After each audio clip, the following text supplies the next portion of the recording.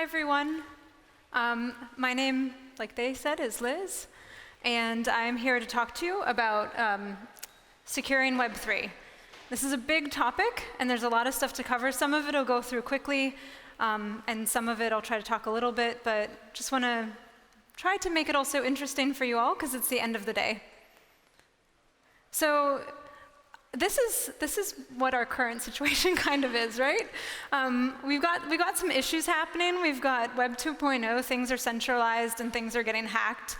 I think there's been a lot of criticism, a lot of knowledge about what's kind of broken with security in this space at the moment.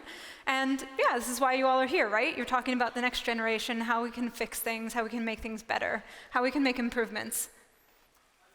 So one of the things that Web3 is about, right, is decentralize all the things.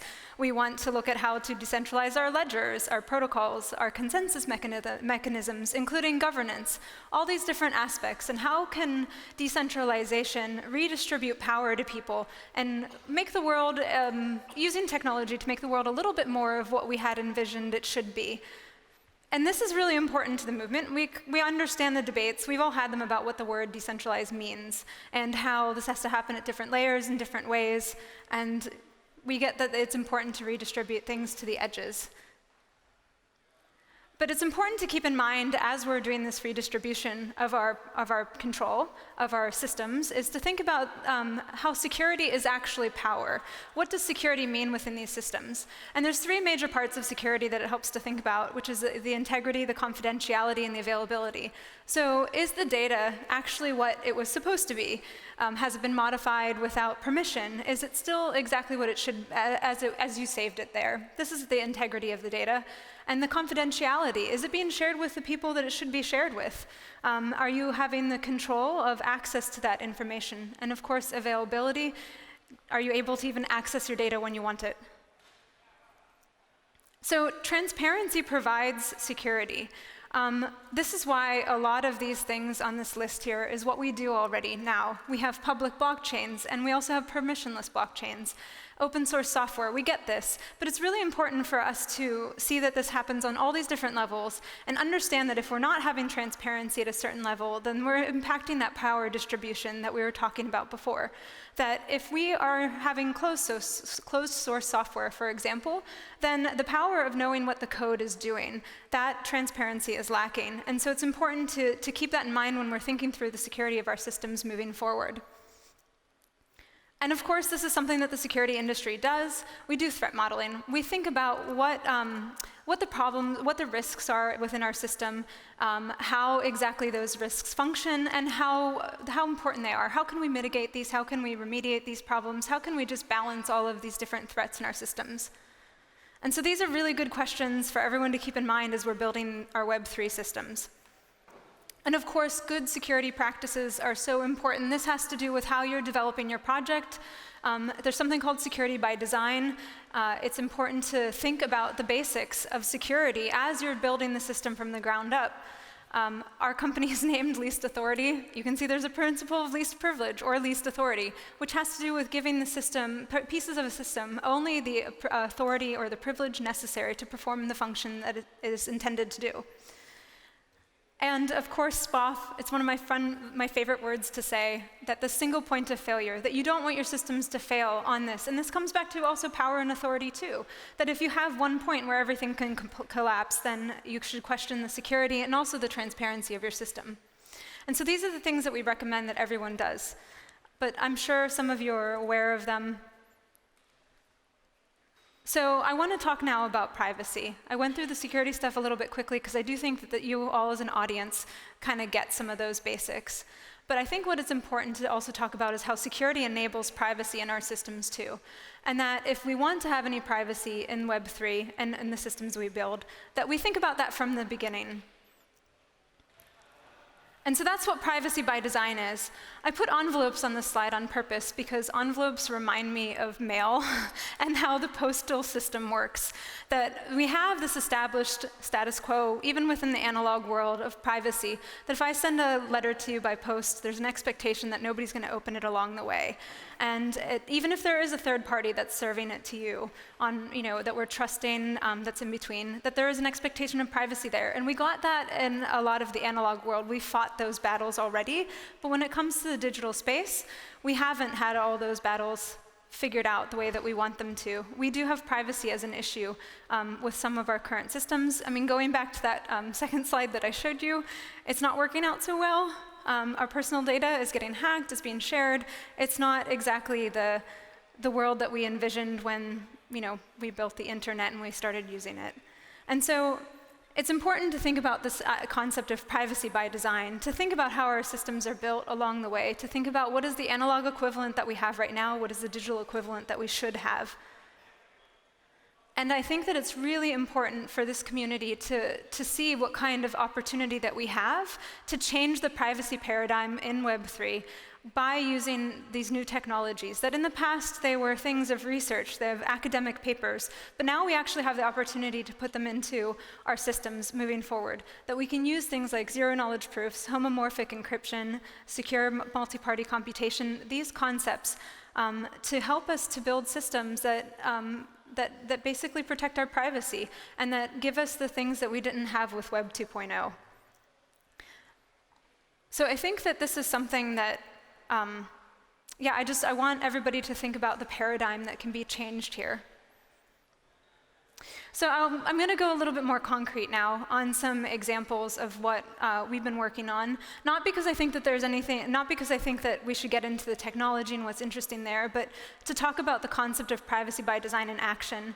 So for P4, the private periodic payment protocol that we outlined in a paper, it has to do with taking existing pieces like Tahoe Laughs, which is a distributed secure storage system, and Tor, which is an anonymity network, and then putting these pieces together, and also Zcash, which is a privacy coin, but putting these pieces together to provide people end-to-end privacy when doing something like paying for secure storage.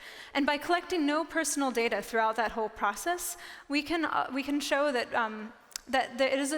it's possible to give people these systems that they want without compromising on the privacy goals that we have. And it's just an interesting way to think about things and to look at it. So I recommend even just looking at the paper to just look through the analysis of how to do end-to-end privacy. And then we also recently we've been working on something that we're calling zero-knowledge access passes, but to give credit that's fair, this is based on Privacy Pass, which is a zero-knowledge cryptographic protocol that was created by another team that was also based on some past ideas that happened before that. We all share ideas, build upon the past, build on new things, but Privacy Pass is this really interesting concept, and they implemented it for Cloudflare and Tor users who were coming on the Tor network, and they were being mistaken as bots. And so they had to do CAPTCHAs, but it didn't really work. So they had to come up with a way that people could do maybe one CAPTCHA to prove that they're human, and then get a set of these the anonymous passes, these anonymous tokens that they could then trade in as they visited other websites.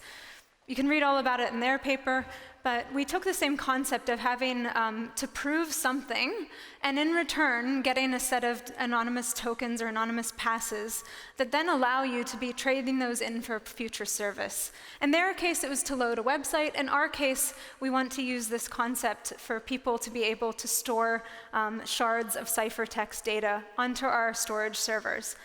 And this idea can be applied in other ways too. This could be applied to other systems. This could be applied to, you can do different proofs. You could do proof of friendship, proof of donation, instead of just proof of payment or proof of humanness. And in return, you can have different entities distributing these anonymous passes or tokens that can then be traded in for service somewhere else. And I think that this kind of concept works really well with cryptocurrency and blockchain stuff, even though in this particular design, there is no blockchain or cryptocurrency, but they fit together well because it's about decentralization and anonymity and giving that security properties also.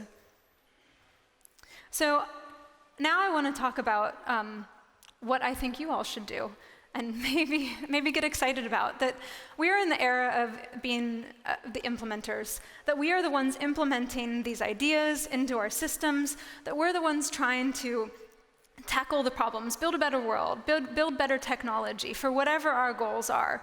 And so as implementers, we have a huge opportunity. We have a lot of challenges, as you all know. Everybody's experimenting, trying to solve some really difficult problems, but that also presents us with an opportunity to go beyond what the status quo of the digital life is right now, that we don't have good digital privacy, personal data being everywhere, things like that. We now have an opportunity to shift that. So I want everyone to also ask themselves the difficult questions about the things that we're building. So it's hard to think about, but how could your tool be misused? How will our incentives be abused? And how will power be re-centralized? Because this is what's going to happen. People are going to try to do this. They did this with the internet. They'll do it again with everything we build too. And we have to think about this in advance as we build things, along with thinking about security and privacy. Because, yeah, this is a kind of human thing that we tend towards, and so it's important to ask ourselves these questions now. We might not have good answers, we might not know how to mitigate these things completely, but if we think about them from the start, then we at least have the opportunity to come up with some potential solutions, and to maybe recognize the warning signs along the way of our systems being used or being abused, and how we can possibly address that.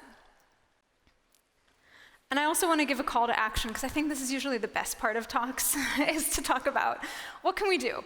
So I can frame some issues for you, and I can present to you some solutions, but what do we do next? Why are we all here? What are we going to do tomorrow, the next day, all that.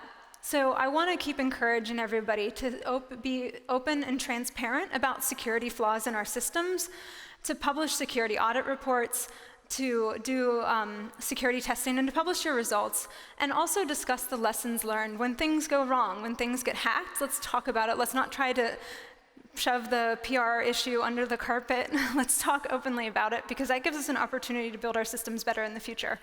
And let's talk about why privacy matters to us, whether that's as an individual, or as a company, or as an organization, or as a society, different communities. Why does privacy matter to us?